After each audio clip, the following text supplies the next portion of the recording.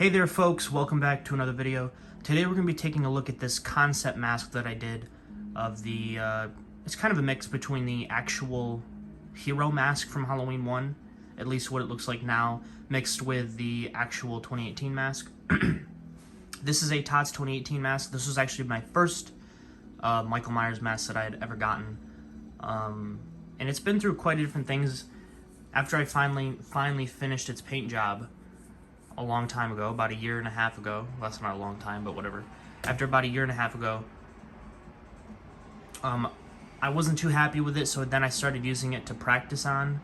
So the finish on the mask was really uneven. On some parts of the mask, it had some thick paint on it, layers of paint, and some other parts of the mask, the factory paint wasn't on it, so I had a very uneven finish. So I wanted to do something to try to redeem it, to bring it back to its former glory, since it was my first Myers mask.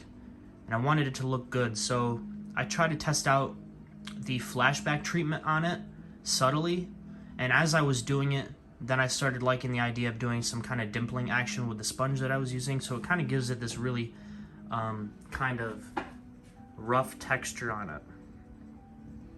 As you can see right in this area here, this kind of rough, bumpy texture. And then as you can see, the paint is chipped on it. This is around the time when they announced, or at least they revealed, the first Halloween Ends poster, where you can see some kind of cracking of the paint around in this area of the mask, if I recall correctly. And I wanted to try to replicate that in a little bit more of a dramatic way. So basically, all I did was, after I was done with the latex, which you can see there's kind of these gray areas under here. I don't know how they turned gray, because like I said, it was painted a whole bunch of different colors. But after I finally did the latex, it kind of had this finish on it. So I did that and I sealed the mask, and then I painted it with straight up acrylic paint. Now I have said in previous videos that if you use acrylic paint, it's not that big of a deal, and I still stand by that to an extent. But I mean, you gotta be, if you're just painting the mask with acrylic paint, you really gotta be careful to make sure, you really gotta be careful to make sure that you're not roughing up the mask at all. You know, you've got to, if it's just for display, it's just for display. But if you're gonna be wearing the mask, or if you're gonna be not as careful, if you're gonna be touching it a lot, then you should really add latex to it. But I've painted masks with just acrylic paint in the past, and it's actually helped me out a lot in terms of practicing. And also, if you just paint your masks with acrylic, then you can kind of go back and rework them like I've done here. And with some of my other masks, I went back and I've repainted them with the Nightshades. I think it's Nightshades. The Justin Mabry paint, I finally got some of that, and that's what I painted masks like this with, which I have done a video if you want to check him out. He looks pretty good. I'm going to be doing another video on him too, just because I'm very proud of that mask. But this mask has no latex paint in it, and that was kind of on point, or on purpose. I painted it with straight up acrylic paint. I have my own mixture of what I think is a good 2018/Kills paint. It's like it's a yellowy off-white, and basically what I did was, after I painted it, I crumbled it. Like, I took the mask and I kind of, you know, I started going like this with it in different parts of the mask to kind of get it to crack on purpose, which is where you can see these cracked areas are. And then I sealed the mask as best I could, but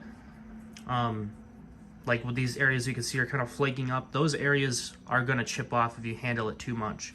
So this isn't a mask that's going to particularly last very long.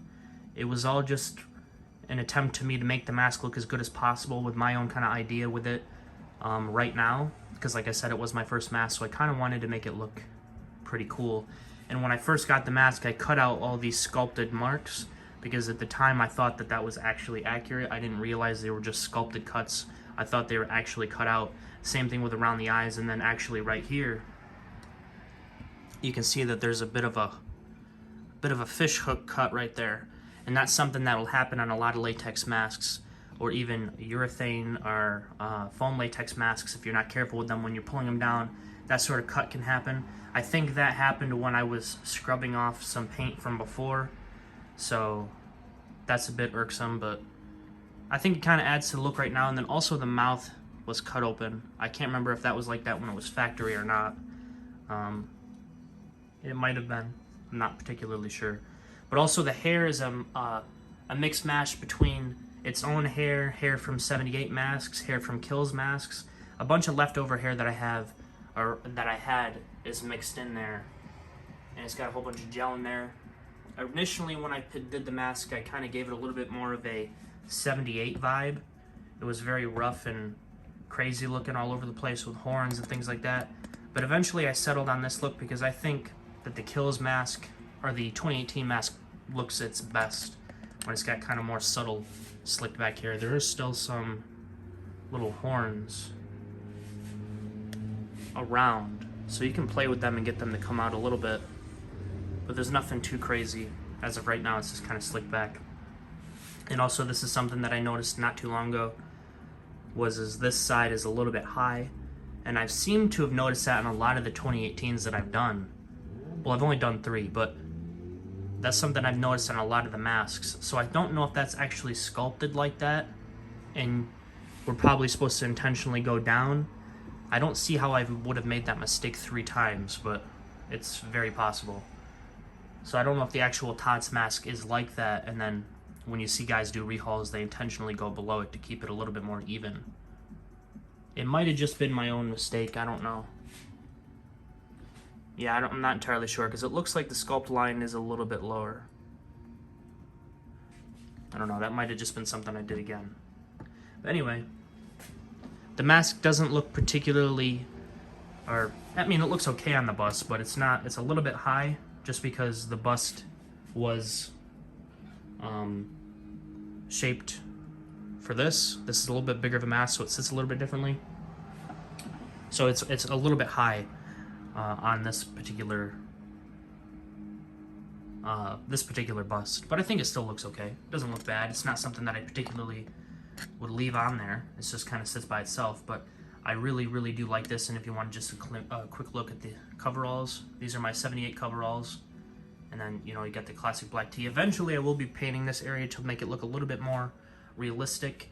It's, as of right now, it's just plain old plastic. It's not even fiberglass. This is just thin plastic. So I gotta paint that at some point. I wouldn't go like dirty with it, just because I don't like the idea of 78 Myers being really dirty. I mean, he's only been out of the asylum for 1 night, and he basically got a shower the night before because it was pouring raining. It was I mean, the man was getting flooded out, so I doubt he was really that dirty. But I mean, there is things to do to make it look a little bit more realistic. Add some pinks in there, some dry brushing and stuff, just to get some different layers of texture, some washes, things like that, to make it look a little bit more realistic without just throwing dirt on it to make it look, quote unquote grimy. But yeah, guys, I'm pretty happy with this mask. We'll change up the lighting a little bit to see what we can do here. If things want to work, make that blue.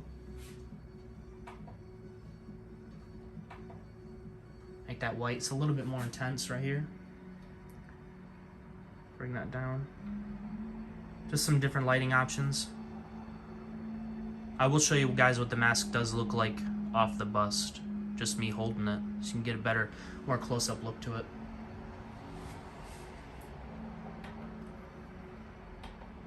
But yeah, I do prefer this other lighting right here. There it is, kind of more on flat lighting. And I do want to mention that my lights right now, or my exposure on the camera, is real low. I do that in a lot of different videos just because I have a thing for contrast. So this, what you're seeing right now isn't particularly, it's not as accurate as what I'm looking at. It's a little bit darker, a little bit more contrast, just to bring out the shadows and stuff like that. I love contrast a lot, so I do that in a lot of different my videos. But I always mention it just so you know for sure.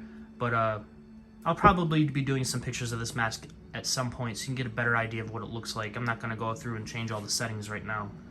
But I will take this mask off so you guys can see what it looks like in hand, and I'll balance out the lighting a little bit. So I'll see you guys in a second. Alright guys, so here he is with a little bit more lighting on him. You can see that this is the texture that I was talking about. I did that, sort of did like a dimpling motion with a sponge.